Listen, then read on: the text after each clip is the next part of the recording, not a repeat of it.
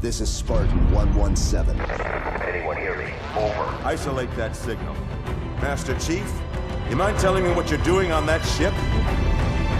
Sir, finishing this fight.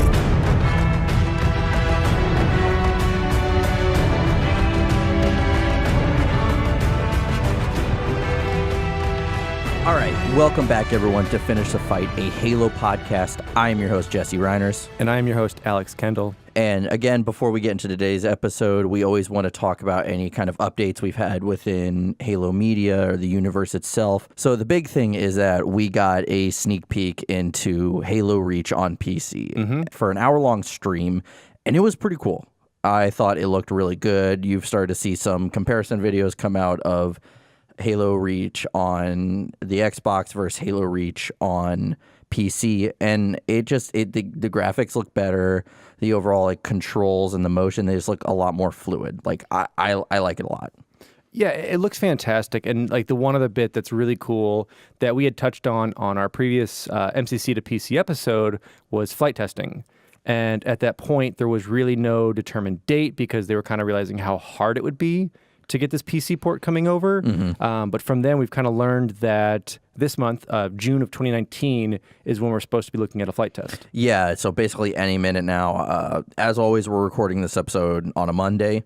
So even by the time this episode comes out this Friday, it could possibly be out. And it's also it's E3 week. Well, it's about to be E3 week. Yeah. This Sunday, 3 o'clock Central Time, we're going to be watching the Halo Infinite trailer and trying not to scream too loud in the studio. Yeah, so we'll be giving you guys some updates on that as things come about for Sunday. We have some cool special plans for it, so we'll let you know through our social media channels on what we'll have going on. Yeah, and so now moving on, we have today's topic at hand, which is basically could we survive a modern-day flood outbreak? And this episode's going to be really, really cool because it's not really just going to be like a quick yes or no kind of answer. It's going to be more about breaking this stuff down, right? Yeah, Jesse and I started talking about this. I mean, kind of when we started doing the podcast was when we ran back through Halo Combat Evolved and just started talking about the Flood and just the different properties it had and how it actually compares as a zombie species in media as opposed to other zombie species, starting with George A. Romero zombies and 28 Days Later zombies. So we're going to kind of start there on how zombies in media came about. Yeah. And there's plenty of other things that you can talk about in ancient cultures and things and how real life they were viewed. But we're going to kind of leave that out and just focus specifically on how the media has treated them. Yeah, and even break it down more into, okay, we'll talk about what happens and what kind of official plans there are for a modern outbreak, and then we'll look at the same thing with the Flood. We'll break it down on who or what the Flood are and what would happen in modern times versus, how it's dealt with within the Halo universe. Exactly. So to start this off, we'll talk about the OG King of Zombies, which is George A. Romero, who came out with Night of the Living Dead in 1968. And this was really the first time that we see zombies on screen, and they're called zombies. And this is coined the George A. Romero zombies, which are slow, kind of in mass, rambling. You just can't escape them. And they feast on the living. So this is kind of where you're seeing that they want the brains. Yeah, that cliche, brains. What was that movie where the zombies were saying it a lot? Were they saying it in this one? I don't remember. I haven't seen that movie. I've seen that movie twice, and the last time I saw it was 3 or 4 years ago, I'll be honest. Yeah, I went through a period when I started reading Walking Dead comics years and years ago, where I just went through all the zombie media from it and just kind of always stepped back into that. Yeah. So you have that. And then after that, you have another subsection of zombies came out, which was for me, and these are just my notes that I'm going through with this, but in 28 Days Later. This is great movie. It's a fantastic movie. I can't wait for hopefully 28 months later, which will never happen. Didn't they do it? Oh, they did the 28 weeks 28 later. weeks later, which is great as well. So this is where you see fast zombies. It's not just these shamblers that are walking around like walkers, as they're called in Walking Dead, but in just general zombie lore. So you've got kind of sprinters. And this is where we also see that it's not just like a zombie bite that'll turn you. It's actually just the blood and everything that's within it. Yeah. Like if you get a drop of blood like in your eye, as you see in one of the scenes, like Yeah. you turn just from that. It's more of a rage virus and less of like this like I need to feast your brains virus. It's just like this violence and malevolence that takes you over, and you just want to destroy any living thing. Yeah, and this is almost the same time. So a year later is when we see the Walking Dead comic, which clearly copied the intro scene for 28 Days Later. Yeah. Because you have both the main character in 28 Days and Rick in The Walking Dead waking up in a hospital, already like knees deep into the zombie apocalypse, not knowing what's going on. Yeah. And then trying to find survivors after that. Yeah. And I mean, those comics are great. They're definitely 18 plus. Just an FYI, but they're very good. It later on gives kind of this new perspective of surviving in a post-apocalyptic world with the zombies. Alex and I have read a lot of those issues. I think I probably fell off at like 160 or something. Pretty much when I fell off at the show as well was when like they've already dealt with Negan for the most part at their camp and have captured him, and that's spoiler. But that's also kind of where like I left off. But I was enthralled with this comic book series. Like I own the original number 2, number 3, number 4, like all these original ones from it. And it still has a special place in my heart. I know it's kind of being hoarded out with AMC trying to push Fear the Walking Dead, and the audience base is kind of worn off. Yeah, and I'm sure there will be a third spinoff, because why not? Because why not? Throwing shit at the wall and see what sticks. Exactly. But that's here nor there.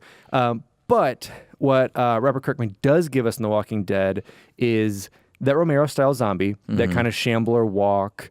But they also give us the introduction of, another spoiler for Walking Dead, that everyone already has that kind of zombie virus inside of them. Yeah, I loved that twist. Yeah, and that it activates when you die. And that's why you have to deal with the brain. And that just gives us a special reason to deal with that. And it also introduces more of a dramatic storyline that the real threat is humanity. Yeah, and like every time someone dies, even if they like get shot in the side and they bleed out, you have to then shoot them in the head. So it's always that dark twist of like occasionally you see a character, everyone has to say their goodbyes, and then one person has to decide like who's going to be the one person to like stab him in the head, like, and half the time it's like their loved one. So it's always like that dark twist. Yeah, because they have to do that right at the beginning in Walking Dead. I forget both the sisters. Andrea, I think it is, has to shoot her little sister in the head. I think I haven't seen that show in a minute. At least started from the beginning. It's been a few years. Yeah, it's and this is also kind of a comparison to the Walking Dead zombies we have, is like the White Walkers. You can die, but you have to be burnt. Yeah. Otherwise, you can still be raised. So, I mean, everyone kind of takes their own liberties on it. And another one that does is Max Brooks, which is Mel Brooks' son. Did not know that. Didn't know that until we started doing research into it. So he is the man famous for writing the Zombie Survival Guide, which is a fantastic book if you haven't checked it out. It's basically just a really, really cool, like, what if? What's in your arsenal? You know, what supplies should you carry? What shouldn't you carry? And also the man who wrote and then helped bring to screen was World War Z. Yeah, that was a good book. It's very different from the movie, just because I like the concept of the book. The book is the zombie apocalypse came and went, and now this is a guy from the UN who's basically making the official report about it. Yes. And then the movie is more so, how cool can we make Brad Pitt fighting a bunch of zombies? Yeah, they basically took the kind of boring storyline in the book, but it was the most action-packed to make it into a movie. Because the book is great. It's a documentary style, as Jesse was saying, where it basically notates from all these people from across the world on how these different outbreaks affected certain areas. And World War Z brought us the idea of, okay, let's say zombies can run, but let's also say they can pile up and climb walls. Let's turn them into life-size ants. Yeah, basically. And that was so neat to see on the screen. And if you haven't played the new World War Z game, which is kind of a Left 4 Dead spin-off, you do feel that en masse, which is so cool. That like these towers of zombies start to form, and you basically have to shoot those down. It's really cool. So we wanted to start off this for you guys and just kind of give this discussion on, you know, what made a zombie. So that kind of leads us into gaming media. that has zombies in it. And I'm sure anyone out there listening has played plenty of it, whether, like I said before, with Left 4 Dead, Resident Evil, Dead Rising, Dead Island. I mean, there's just so many different games, and you're even seeing some newer ones crop up, like 7 Days to Die, DayZ, Last of Us. You left out Call of Duty Zombies. Of the course. OG, which Welkson and I to this day still play Black Ops ones. Oh yeah, it's great. It's got nuts right now with the new stuff, but it was a weird way to really keep you involved. Yeah, and it was unique and not at the same time. I think they really capitalized on that. Like, and so it's, again, to this day we still play it because it's fun as hell to do, to just see how many hours you can put into this once you find out that running in a circle works for you. Yeah, just doing your kite option for you. Pretty much. Yeah, so it's cool to see that. I think all of us at some point in our lives have been influenced by zombie culture within games, movies, books, television shows. I mean, plenty of stuff out there. And as opposed to, other monsters, werewolves like we have with Twilight, or vampires, or these other ones that still come and go, I think zombies are always kind of that floating media that we were sick of them, and now it's back, and everyone's kind of like, okay, cool. Yeah, especially I remember, what was it, like 2003 when it really blew, or not, back when it was like 2013 when it really blew up, when like The Walking Dead started picking up steam. Like all of a sudden you go into any store and there's a zombie shirt, and even that still kind of is, as you said, always present to this day, and I think it always will be.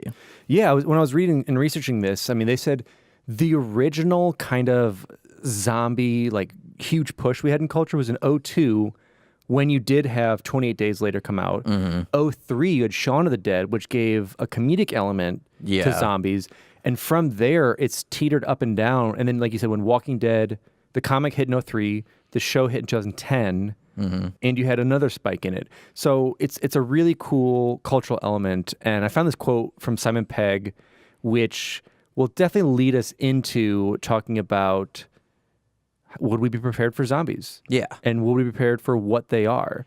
And so he's kind of poking fun at, vampires and werewolves at the time, saying, where their pointy-toothed cousins are all about sex and bestial savagery, the zombie trumps all by personifying our deepest fear, death. Yeah. Because if you think about it, for the most part, with like werewolves, you just kind of become part of that phenomenon where you survive being attacked by a werewolf. You're now a werewolf. With a zombie, you do become a zombie, but you're dead. Like you lose your humanity. Exactly. And it's not like it's, you can't glamorize it in a way. And it's relentless. And you can't stop it. Like there's you can kill zombies, but then there's more zombies, and there's things that happen. And like you said with Walking Dead, always having that virus inside of you, like you're a ticking time bomb. Yeah, no matter what, you will become it. This doesn't mean like we're just gonna disregard, what is that movie, Warm Bodies, where like zombies kind of know, the one guy knows. Let's just forget about that. That doesn't exist in this. I would take humoristic zombie movies are just us trying to make light of death, even though it is inevitable. Exactly. So now let's go on to, right now, as we're recording, zombie outbreak happens. What do we do? So this is from the zombie fandom. So this is kind of what you would call the class of zombies, kind of like how you'd have a class of hurricane and kind of when you seek shelter, things like that. So it's listed that there are 4 stages of, let's say, a zombie outbreak. We don't want to call it an apocalypse yet.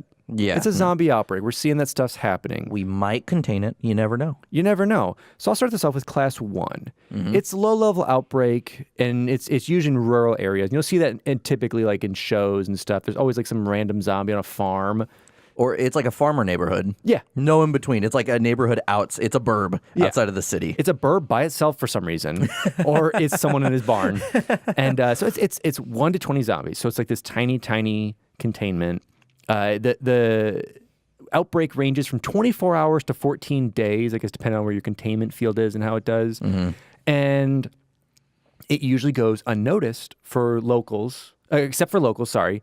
And it's treated as if those were homicides, as if, like there was like this outbreak and, someone got shot in the head and it's a homicide. Yeah. And it's not treated as, a zombie outbreak because you're like, that doesn't exist type thing. Yeah. And then there's class 2, which is it becomes urban or densely rural areas. This goes now to about 20 to 100 zombies. So that's at the point where it's kind of getting a little scary. It's picking up. There's stuff going on. Several hundred casualties at this point. They're really starting to make a dent. And then it may last as long as stage 1 with a bigger response. And this is the point where we're going to start seeing the National Guard or the military, like we're starting to actually have to combat this. And all of a sudden we're starting to see this in media, in the press. We're seeing in the papers and the news. This is kind of an unrealistic thing, but remember, when was it that all of a sudden there were the, quote, zombie attacks in Florida because of the bath salts? Bath salts? Yeah, which weren't really kind of zombie we don't know. That might have been a class 2. It could have been a cover-up. You never know. Yeah, so at that point is when it's starting to get serious. It's something that's starting to break what we thought we could contain. Yeah, and it's seen as media-wise, if these were like riots and a bunch of people died or some mass murder took over type thing. Well, hundreds of casualties at that point, is especially when the media is like, ooh, cool story. Yeah, and obviously, once again, we're going from the viewpoint of we've never seen a zombie or heard of a zombie. So it's kind of like, that's fictitious. Like this was probably just some crazy thing that happened. Yeah, like kind of like how The Walking Dead is, because they never say the word zombie and it doesn't exist within that universe. Exactly. And, you don't want to get sued by it. Isn't zombie a trademark term? Yeah. Kind of knew that, I kind of didn't, but now it's official. Tell this at the next party you go to, listeners. Boom. So what about class 3 Outbreak? So class 3, you're kind of getting to, a bigger hurricane. This is definitely where you should seek shelter. You're going to have some wind damage. You're going to have property damage. So this is the beginning of a true crisis and a threat to humanity. I mean, this is when you are actually like, oh, we are screwed right now. So you have numbers of zombies in the thousands. And so an outbreak like this could last several months because you're starting to see, obviously, thousands of zombies that are getting into cities, getting past those rural areas we keep talking about because those are gone. Yeah. And this is where you see a state of emergency is declared. Yeah. Well, it's like to the point, the way I look at it is that like there's a possibility someone that's died from this. Like that's to the point to where it is, and now you have to like really think, and you have to start contacting people. Like, are you still alive? Like I guess this is the point Facebook would put that thing where you can mark. You safe? Yeah, you can mark safe from the zombie apocalypse. Yeah, and this is where if you ever played the game Pandemic, where people start to notice that you got a virus going on. I have never played that game. It's a good game. Maybe we'll have to play it sometime. We'll have to play it sometime. So this is where you have state of emergency and the military fully intervenes. It's not just like the National Guard sending some troop out or whoever's close. This is where the full military presence will be there. Martial law is put in, restricted travel, ration supplies, and trying to make sure that people stay safe. But as with anything that happens like this, you're going to have rioting, you're going to have looting, you're going to have panic, and that's all to be expected because you have police presence elsewhere. Yeah. And so it's tough. And then this is where we see those living in those infested areas, as we kind of see in 28 weeks later, when they're kind of containing everybody into a city and everyone outside is an infected zone. Yeah. That you have to fight for yourself. You have to fight to survive. Yeah, basically the government's like, listen, it'll cost us more than it will to save you. Like, you just have to fend for yourself, basically.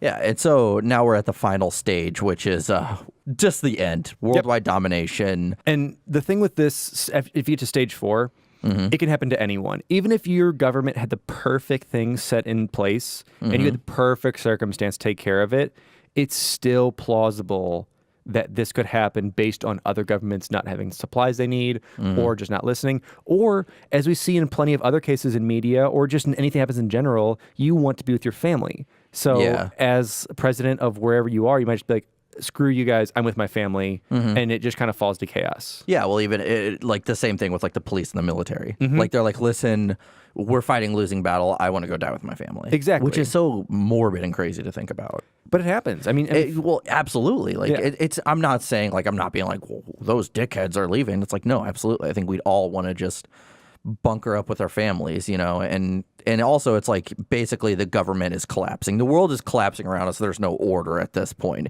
It's turning into that Walking Dead scenario of like we have that quote new world order where it's just like we have to kind of figure this out as we go. yeah, which is really, really cool. And I like it. I love seeing that kind of rebuilding stage, and that's why I fell in love with The Walking Dead. Yeah. Was seeing that like going from troop to troop and like picking up a straggler and then having to claim your territory and like all these like crazy back to basics type stuff that's like this very fight or flight caveman-esque thing, like you're not part of my tribe, I need this type thing. Or seeing like what happens to the world when we have no order, like in a few issues where there's those cannibals, like crazy stuff like that happening. Yeah, and just seeing like the breakdown. And so with this stage 4, this is typically where like between stage 3 and stage 4 is where we're typically seeing most of our zombie media take place. Yeah. So this is like already stuff's happened. You've been in the hospital, apparently in a coma forever, and the world's gone. And, it takes years and years and years to survive this. And with this estimation, even if you live throughout the zombie apocalypse and it somehow died off or it's contained, the estimate is that 1, either humanity's extinct, or 2, you're able to fend it off, but only a 1/6 of humanity is remaining. Yeah, so which is so you get between those numbers. not bad for the environment. No, great for the environment. But bad for your sanity and just your way of life, essentially. That's just kind of crazy thinking. Like, this isn't out of the realm of possibility. I mean, you never know. I think this is more realistic than this is like a lot more realistic than werewolves or vampires. Sure. No, it definitely is. And like we said with Simon Pegg's quote, I mean, we've kind of personified death. And trying to be like, okay, so like this is the ultimate kind of villain because they can't die and they are death. We gave them a name and a face, basically, and put them on camera. So this kind of leads us in. So we've kind of talked about this. I mean, you're asking, this is a Halo podcast. What are we doing with this right now? Yeah, so thank you for staying with us this far. Yes. This is our zombie podcast now. Thank you very much. No, we wanted to start this off and then give you the current day that we're in of 2019 of an actual how would we respond to a traditional media zombie outbreak. Yeah, and the reason we want to compare it, the flood versus zombie is we kind of have like that controlled subject of like, okay, this is how we would respond to the zombie outbreak. So could we apply this to the same way? Like, could we be prepared to, like, say, a flood outbreak? Exactly. And so if none of you have seen this before, it's pretty cool. And so the CDC put together a thing on how to kind of survive during a zombie outbreak, which is just a cool way for you to kind of read and see, like, if it was a natural disaster, here's the things you should have. But here is their zombie preparedness document. So few things to have in your safety bunker or running or wherever you are away from zombies. Plenty of water, plenty of food, obviously. Medical supplies that you need. Tools and supplies. They say utility knife, duct tape, battery-powered radio.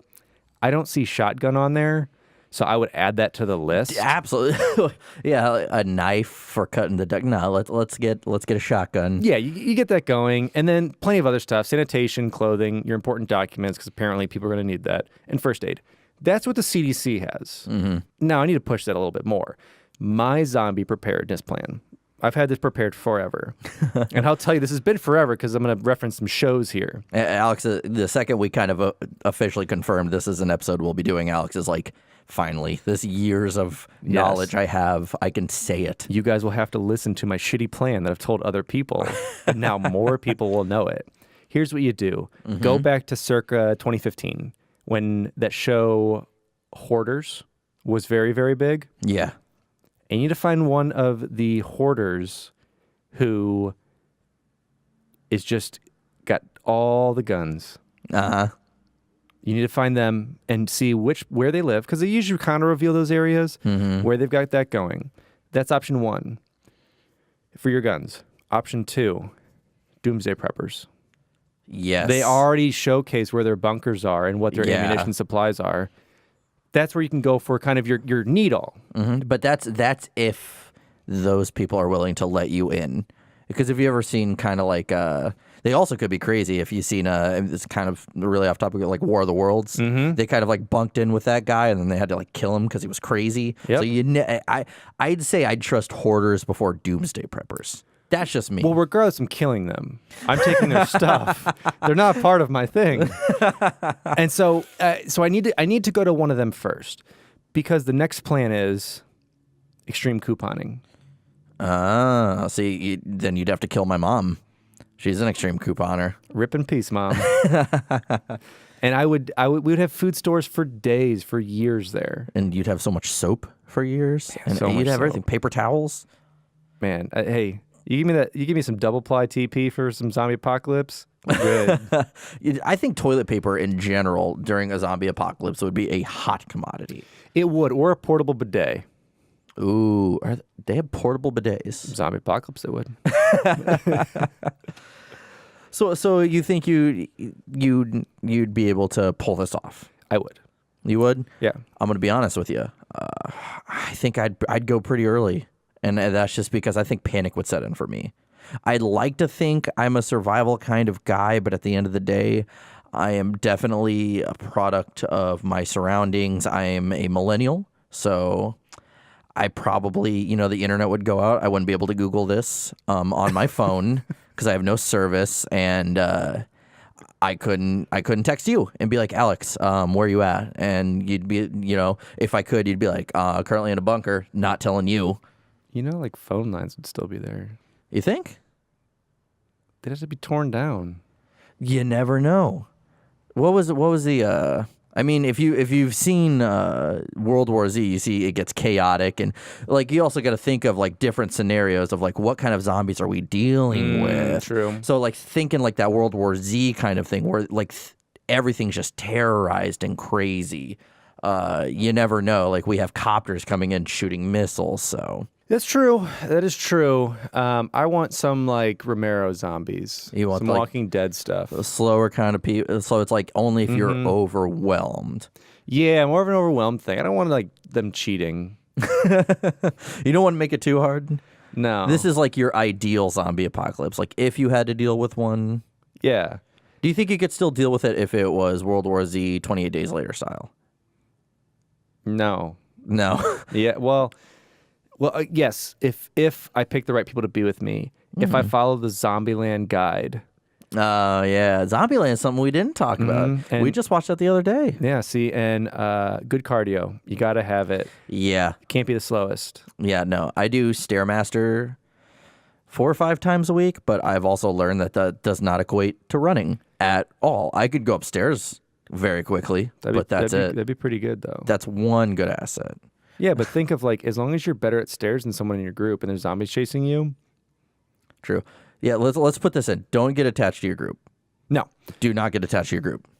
No, you can't. Because if you do, sentiment will drag you down and you'll just be screwed over. Exactly. All right. So now that we've kind of discussed through our amazing zombie plan Jesse will die, I will live and reign as the king of zoms, the king of the Zeds, as some might say. I kind of want to transition this out because, like I said, we want to start this episode off with I'm assuming everyone listening is very familiar with the flood, but if you're just not familiar with it, we wanted to give you kind of how the flood came about, some of the things that they drew upon, whether, just old style zombies, things like that. And now we want to kind of talk about like what is a standard flood outbreak? Like what does that involve? Like how does that happen? Yeah. And so of course, 99.99% of our viewers know who the flood is. They're basically, like, I'm just gonna put it in layman terms, space zombies. Once we start diving into, like, say, the Forerunner trilogy, you will learn a lot more about the flood, but we'll cover that once we get there. Basically, how the flood will infect you is they get in touch with your nervous system, and they take over any kind of organic being. So, sometimes in a zombie outbreak, dogs are fine. Like, I think Dawn of the Dead, they release that dog. Nothing is fine with the flood. Nothing is off limits. As long as it's organic and has a nervous system, it will attack you. It will infect you. What happens is then they take over, your body starts to decompose, and you become part of a very bigger picture. That's one thing I like that will differentiate the flood from any other kind of zombie, is it's a collective kind of colony, and these minds all linking together, and we'll talk about here soon, to become this mass kind of monster. Yeah, think of it as if you took like a modern day zombie and one of those like parasitic bugs that goes in like other bugs, and they can fully control it, and it like changes how it does stuff. Like, that's your zombie right there. So the flood kind of does that, and we see how they're kind of able to do that in the book The Flood. And kind of what they can do, and they can just basically rearrange your body. Yeah. And so another thing that's unique is that they absorb your memories. So that's why we can see the flood wielding any kind of weapon for the most part, and driving vehicles, which I think we only see in Halo 2. But still, like the flood, if they infect a Marine, they can get a Warthog and start driving around and try to ram you and whatnot. So let's break down like what kind of flood can infect you. We have spores, which these are airborne. It's almost like if you take a dandelion and blow it, you can just breathe that in, which is something we don't see in the game. But I think it's really cool that there's this idea that you can walk through this quarantine zone and just take a breath, and all of a sudden you're going to change in front of someone's eyes. Yeah, and I believe we see in later media that spores are some of the one things that do survive, like some of the ring blasts that have traveled elsewhere, that spores made their way and can get into other places. So we'll see that in a little bit later. Yeah. You have tadpoles, which are kind of just the baby version of the pods. And the pods is what we see in all the games. They're the little flood that run around and try to come onto you and then pop when they touch your shield. So they're the standard thing that are going to kind of infect you. We have cedars, which they're the airborne versions of the pod infectors, and their, again, only purpose is to infect. We have carrier forms, which we all know them. They're just the giant fat blobs with tentacles and legs that run at you. And they just incubate the pods. And the second you kill them, they blow up, and you have to deal with the pods. And finally, it's rare, but if a pure form, a tank form, if it's coming at you, sometimes it'll be seen spitting pods at you. So again, it's like all these ways that you're getting pods thrown at you, basically. And that's the most standard way for it to happen. Again, you have like the spores, like that element of like breathing and whatnot. So you have to kind of basically just guard yourself no matter what. Yeah, and so then you have stages of an infection. Yeah, and like zombies, there's 4 stages. Exactly. So you started with the feral stage, which is the flood communicate through pheromones, and they have one goal is to collect calcium to create a grave mine, because at this point they don't have one, and they're just kind of going through, like, just like you said, like pheromones and scent, and trying to just get the material, the organic material that they need. Yeah, they're like, okay, we need a leader. Let's do this. This is what we see in Halo Combat Evolved. We start seeing them like, okay, let's start breaking out. Let's start collecting that calcium and whatnot, because we see keys start to become a grave mine. Like, luckily that never actually truly happens, but then we have the coordinated stage, which at this point the flood now have a grave mine, and it's the one controlling all of them, is what we see in Halo 2 for the first time, and then hear about in Halo 3 and learn about within the Greg Bear trilogy, which I think I've always loved. This is because it's almost like, again, you never see that in any kind of zombie thing. Like, there's no one head honcho or anything like that. So it's really cool that kind of different way that the flood have been separated from modern zombies, but still have that inspiration, you know? Yeah, and then we see the interstellar stage, which we start to see in Halo 3. Because we're actually seeing, so basically what the interstellar stage is they've now taken over space traveling species. Yeah. So at this point, it's pretty much the Covenant, and they start infecting hosts in a galaxy. So you'll see it, they start to come to Earth, and with Gravemind's help, they're able to pilot a Covenant ship and UNSC ships and like all these other ones and able to make it to Earth with that. Yeah, which even at the interstellar stage, you're really starting to panic because it's now like they can kind of pop up wherever, you know, with like doing a slip space rupture. And then it moves on to the transgalactic stage, which we've never seen before in the universe. It's theoretical. But at this point, the Flood are now using all captured technology to start infecting other galaxies.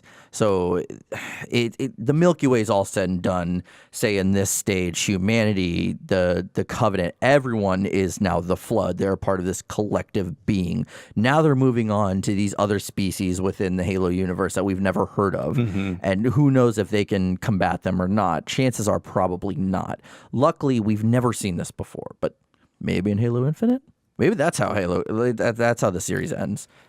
Wow, that would be I'll just say that would be an ending if you just start and you go, hey, every level is Flood. Oh my People God. would love that. Just like that, the name escapes me in Halo 3. That's like one of the most hated missions. You know what I'm talking it's about? a stupid one where you're going through all the infected ship and it's just all. Which again, name escapes me, so don't get on us for not knowing the name. You know what the name is? Stupid one where you go in and you have the stupid shooter forms shooting fucking things at you the entire time. Calcium spikes. Yeah, they're trying. I just ran through it on Legendary. I hate it. That's definitely one of the few levels you just run. You just go through and you're like, hate it. Let's talk about the ways that different factions within the Halo universe have kind of dealt with the Flood, which we'll start with the low-hanging fruit, which is the Halo Array. The Halo Ring destroys the central nervous system of any organism, leaving basically the Flood to, quote, starve. Now, Halo rings can actually kind of be dialed down to where if like it just wanted to destroy the central nervous system of, say, humans or elites or grunts, like they could do that. But I don't think that's ever really going to be a situation. Like if the Flood are out there, like they're not really picking and choosing what they infect. Then we have Forerunner Sentinels. Now, of course, Forerunners themselves, they fought and lost to the Flood, and they had, you know, many different kind of weapons, and the main ones they had were Sentinels, which we see in all three Halo games, whether we're working with them or fighting against them. It starts with, you know, we have three major ones, which are Aggressor Sentinels, used for just small-scale outbreaks. They shoot beams that melt through the Flood. So that's your like traditional Sentinel you see. Yeah, those are always smaller ones. And then we have the Enforcer Sentinel, which we first see in Halo 2. That one's used to fight more larger-scale outbreaks. It fires energy balls and missiles. And then we have the Super Sentinel, and it's just used for crowd control. This is when it's just all hell breaks loose. Yeah, and Enforcers were such a cool thing to see when you're like, all right, so we're used to fighting, you know, the lasers. You got tiny lasers in these Sentinels. And then you have rockets and other stuff shooting at you. That are and grabbing your vehicle if you get under it. Never expected that the first time I ever played. You were just like, what the fuck? When you're going down that snow hill in your Scorpion, and then they just spawn right above you, and you're just like, what is going on? Dude, I was so confused the first time I ever played that. Yeah. So other ways is glassing, which we saw, you know, within the lore, even ancient humanity was capable of doing, but we mainly see the Covenant doing. Glassing, or better known as plasma bombardment, is when heavy plasma beams are shot onto the planet or the surface of a planet to burn everything it touches, and it leaves the surface reduced to nothing but glass. And it could even destroy the ecosystem and the atmosphere. Yeah, because that heat just pierces everything right there. Yeah, and it's crazy that the glass itself can stay hot for years. And in the case of Draco 3, it was recorded that it was still hot after 9 years later. Like, I can only imagine. And even the process alone to get rid of glass takes years and years and years. So it's definitely a very effective method. Delta Halo was glassed after that infection in Halo 2. And we even saw parts of Africa that were glassed after we saw a flood infection on Earth. So it's very effective because we kind of see one of the best ways to combat the Flood is fire. Yeah, and you see that through the flamethrower in 3 and through like fire grenades and things like that, which are amazing Yeah. with it. Thank you, brutes. Yeah, the one thing I will say about glassing, about having the removal of it, plenty of windows. I mean, if your planet's about recycling, then you are good to go. Plenty. You guys want a sliding glass door? Boom, done. Cheap, done for cheap too. I'll take care of that for you. Next to nothing. It's almost like you have like so much stock that you need to get rid of it kind of thing. Like, we have a lot of glass. Give us something to do with it. That's a Rick and Morty season 4 sketch for you right there. Yeah, and so it's always like it was kind of convenient. Yes. When we found out that's a way that you can do it. It's just destructive. Like it's hugely destructive for that area. Yeah, and so another thing is plasma weapons. Plasma can burn your skin so bad and leave lasting marks for years and years and years. So they are some of the perfect things to use against the Flood. You have like the plasma rifle, repeater, the beam rifle, plasma pistol, etc. Like all Energy those sword. Yeah, all those various weapons that you can use that'll burn right through the Flood. Because I remember we talked about when our last episode is like Chief tried using a sniper rifle. It just went straight through it. Did not work at Yeah. all. So definitely you need things that are very hot or more explosive weapons like a shotgun, a brute spiker, a brute shot, or grenades. Things that'll just basically blow it up and reduce it to nothing. Yeah, and it's really neat that it's kept true to that, which is really cool because it's either put a huge amount of rounds into it or get a gun that can do some decent damage to it. Yeah, like just blow it the hell up. And so finally, we kind of look at something that has always been kind of a topic for debate, but it's still out there as a possibility. And is there a cure for this? As of right now, it stands. There is a 1 in a billion chance of a cure. And so far, there has been no cure found. During the Greg Bear trilogy, they kind of talk about how they thought they had a cure, but it was suspected that this was more of a Flood strategy where they weren't infecting certain things. But overall, according to the Timeless one, it's an ancient grave mind. The Flood can never truly be beaten. They're the beginning, the middle, the end. Like, no matter what you think you've contained us, at the end of the day, we will show up again. It's kind of just that kind of got the inspiration of zombies, which is it's death. No matter what, you cannot avoid it. Yeah, and they just did it really well and made it to be a thing, like you said. Like it's inevitable. We are you. And that's what I love is that like. It's oh man, it's so cool. It's like the taking over. And the one thing that like through research and through playing the games is really cool is there's no way to effectively prevent a Flood infection just because it like spikes into you, takes through your nervous system. But the one thing that they have found is that you can scramble the neurofrequency of the host. Yeah. Which they coin as Borin syndrome, which is AKA the cover up for the Orion Project. Yeah, the Spartan ones. Yeah. Yeah, and if people don't know, Sergeant Johnson is a quote Spartan 1, and that's how he was able to kind of sneak away from whenever Keyes and the rest of those ODST Marines were looking for that quote Covenant weapons cache. Yeah, that's how you call it fixing a loophole. Yeah, and there are specific armors that you can wear to combat the Flood. I know.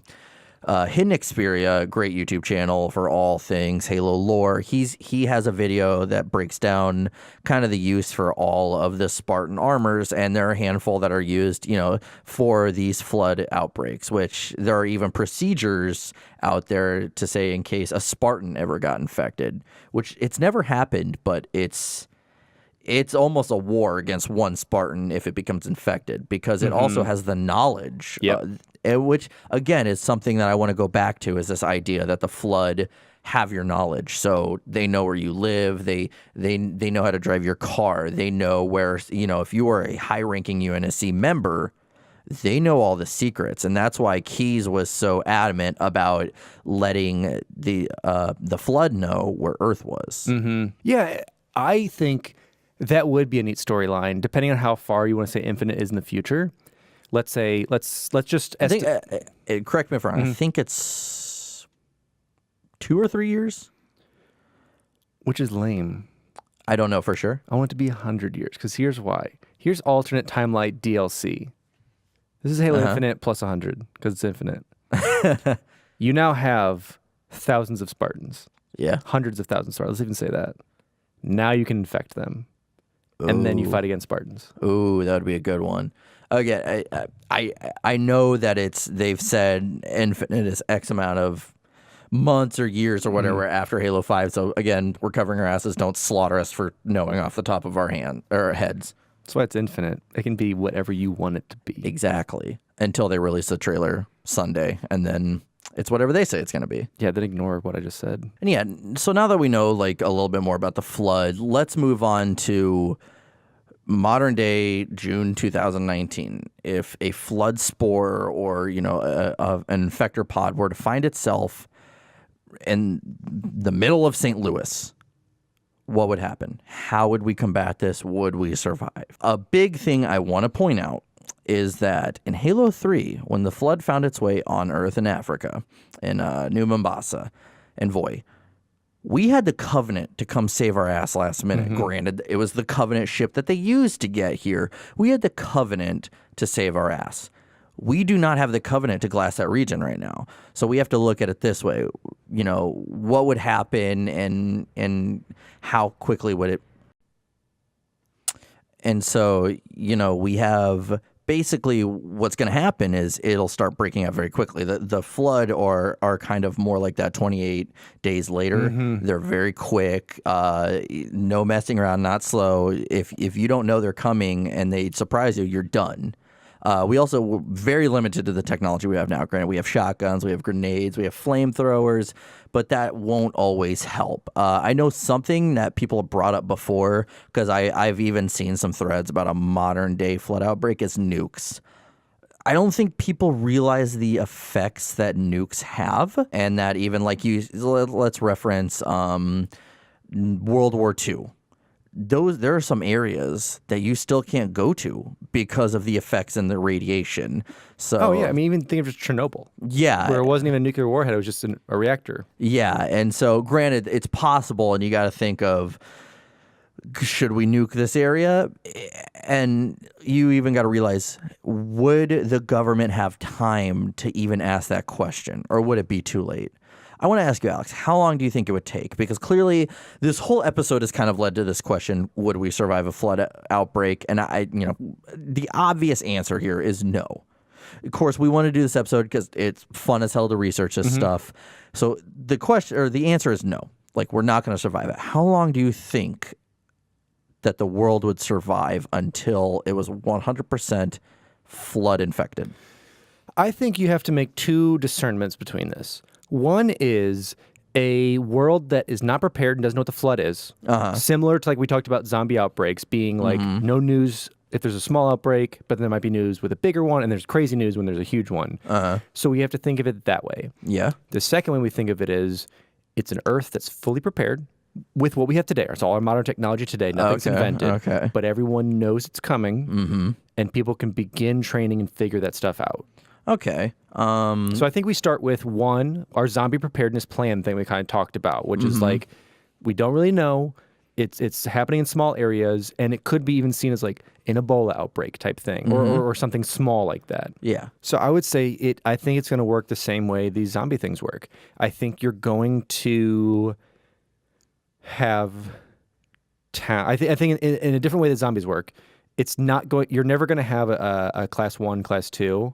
You're going to start at a class 3, basically. Yeah. Because by the time you're even noticing what's happening, you have these creepy, decrepit humanoids running around with spores and pods and everything else. And they can use weapons as well and drive your vehicles to get to more population. Could you imagine in rural America some floods driving a tractor down the road? Get into the big city. Think of the opposite too. Is a Tesla? They're Tesla? a self-driving Tesla to the country to find just a moped. I just want to see a moped flood now. What about the scooters? The motorized scooters? A flood on a scooter. Oh my God, Bird, you have ruined us.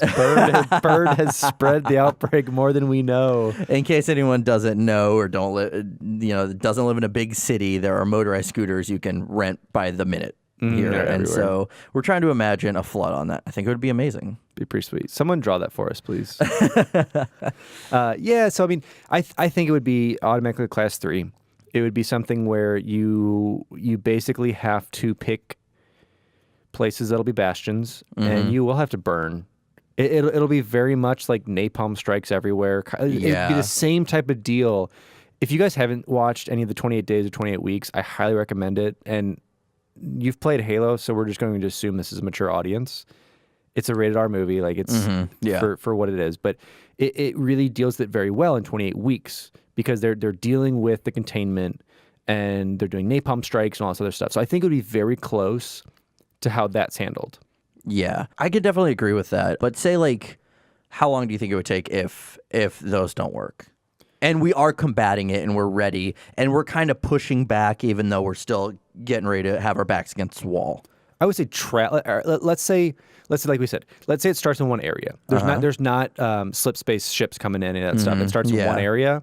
I would say with travel time, less than 6 months. Less than 6 months? You know what? Even if we're combating it, I want to give it a month because of how quickly they can spread. And it's not only limited to humans, it's limited to everything.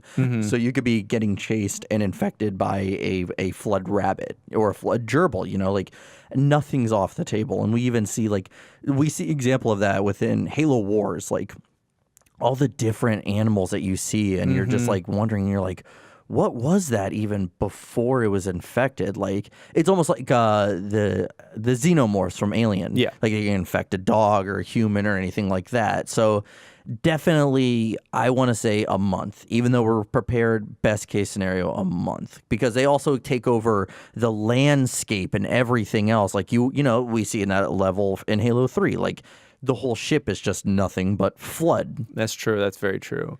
Yeah, and thinking back to like they'd be able to pilot things they'd need to pilot and get to where they needed to go. So Lime scooters, all that jazz. Lime scooters, they'd have their Uber drivers taking where they need to go. It's definitely like it's terrifying to think about whether it's, you know, the more realistic zombies or the fictitious flood. But even and you know, we're kind of giving it anywhere from a month to 6 months. If you look at a world that's unprepared about this and would never think of this, I'd give it a week or two. Yeah, I mean, it would really depend on, like what we said before, are people willing to take that loss of life of, okay, launch 7 nukes at that coastline. The whole continents could get destroyed. Yeah, you'd have to. We would lose, like, you know, like, you know, we could lose chunks of South America or Africa, you know. Okay, so now let's look at a scenario where the world is prepared. Yeah, let's just, because we're playing devil's advocate, this is whatever we want it to be. Let's say flood has come, it infected a couple people, they killed it, but they realized that that's a problem. Yeah, this is now a lingering threat. Yes. So let's give the world itself, and let's take politics out of it. Let's take any of that, and then the UNSC is formed, Yeah.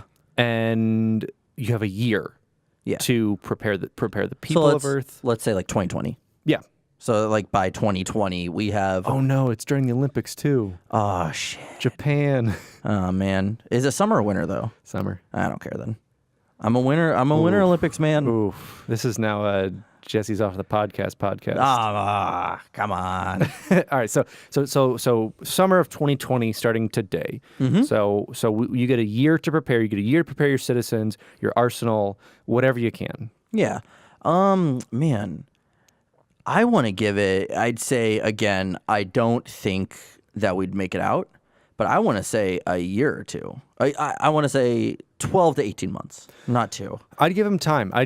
Because even if we didn't invent, because let's also say, like, we'd somehow discovered the best ways to do it. It's not that we're like, we somehow did it. It's like somehow Forerunner technology is like, this is what you do. And we're doing the best we can with what we have type stuff. So it's like, hey, flames work really well. Hey, they have to pierce this. So if you have like armor that does that. So yeah, I would say that too. I would say people would get behind it and do what they got to do. Yeah. I still, as I said, even in 2552, humanity was only able to make it out because we had the help of the Covenant to glass that part of Africa. So I want to say we don't have that in 2020. Who knows? No. This is our made-up fantasy, so anything goes. The Covenant and the unicorns can come together.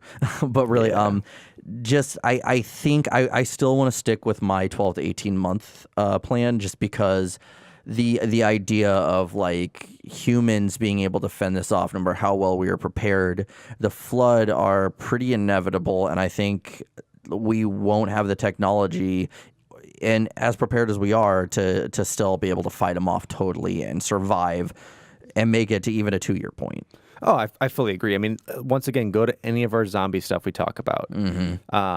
It's a thing where even if the government's called in and doing this, even if you're prepared as much as you can, once you have overwhelming numbers, there's not much you can do. Yeah, and that's what happens with the flood very quickly, is that they just grow and they grow and they grow, and then you can even look at like what happens the second a grave mind is formed. If it can get to that point, then they're more coordinated, and that way, there's more method to their madness, and everything is just kind of going to shit. So overall, let's say, how would you deal with this?